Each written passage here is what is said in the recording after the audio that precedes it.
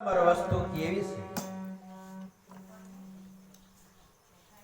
હરેક દ્રશ્ય જેટલું આપણે આંખેથી દેખાય ને એ બધી માયા કહે છે. લાલજી મહારાજ કહે ગણાય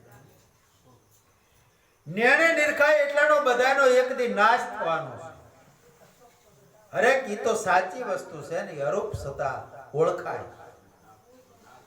મન બુદ્ધિથી હું તો ન્યારો રહું છું.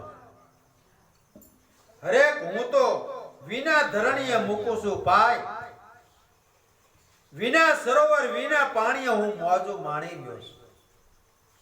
હરેક એ તો અનહદ જળનીમય નહીં ગયો છું. રૂપ કે અરૂપ મારે હવે કશું રહ્યું નથી. હરેક મુખથી લાખો જોજન જોવાય છે. આવી દિવ્ય ચક્ષુ જ્યારે મળી જાય સદગુરુના ચરણે પછી લાખો જોજન કે જોવાય છે. વિના કિરિયાએ મોજું હું માણી રહ્યો છું. હરેક જીભ મુખ વિના આ બધું ગવાઈ રહ્યું છે. વેદ વિનાની હું તો વાણી વધુ છું. સંતોની અનુભવ વાણી રહે ને એ વેદ બહારની વાતો છે.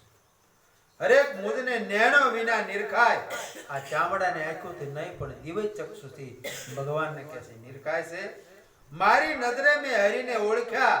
હરેક પૂરા હંસ જો બનો ને તો ઈશ્વર પરખાય છે, નકર પરખાતા નથી. નાનો મોટો હું હવે કાંઈ નથી, ક્યાંય નથી. હરેક નથી જલમતો તો મરે કોણ? જલમતો જ નથી તો પછી મરે કોણ? પૂરણ પુરુષોત્તમ ગુરુ ભેટ્યા.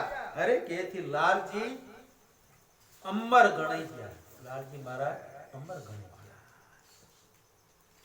હવે મહારાજે કીધું એ પાછું આવ્યું.